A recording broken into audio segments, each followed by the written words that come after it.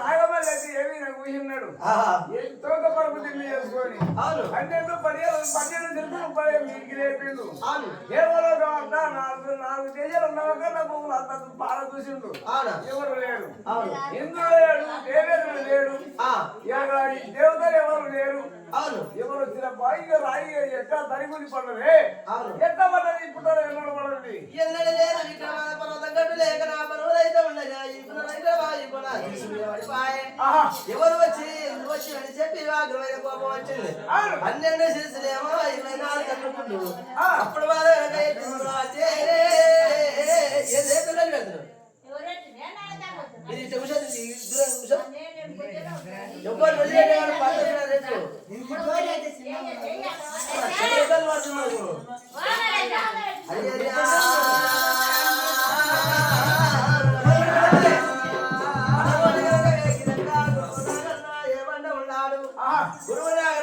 చెప్పేతో ఇదట్టు లేదా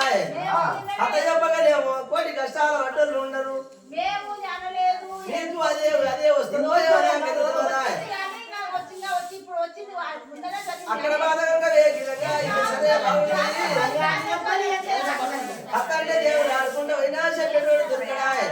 కథ చెప్పేటోడు లేక కోటి కష్టాలు పడుతున్నారు చెప్తేనేమో మీరు ఇంటలేరు కానీ ఇంకేమి ఏతములో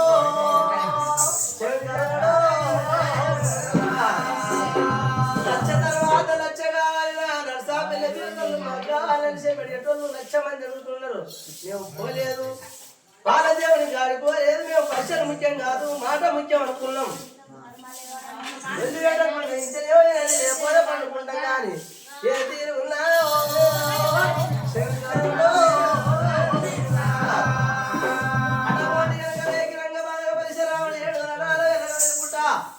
పుట్టకాడికి వెళ్ళి వచ్చినాడు వచ్చిన గంటలో వంట ఉన్నాడు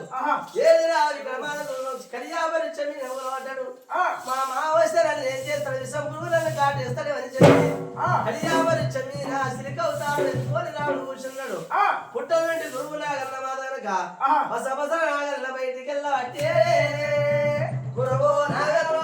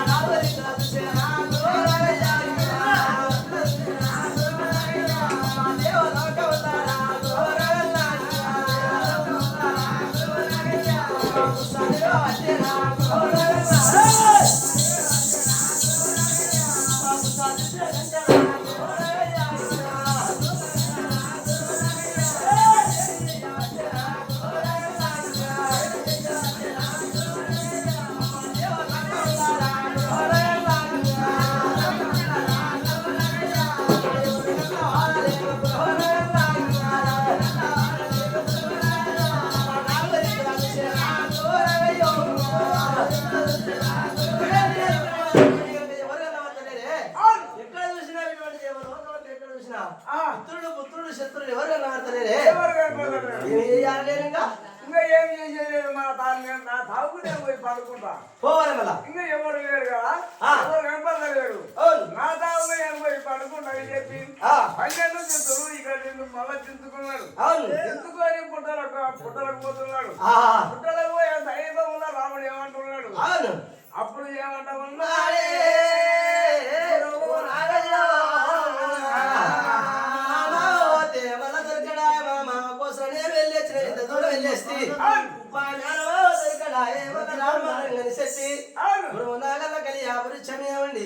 ఏమంటా ఉన్నాడన్నా హరిశేరాయో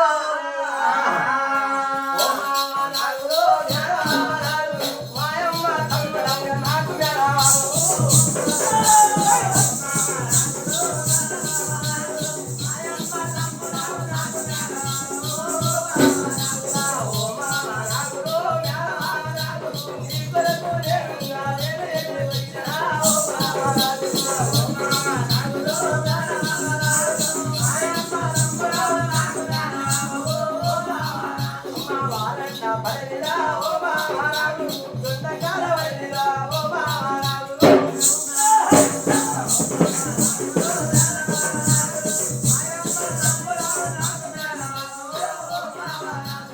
ఇంత దూరం ఉందనే ఓ మామరాగు నీవు ఉండాలని ఓ మామరాగు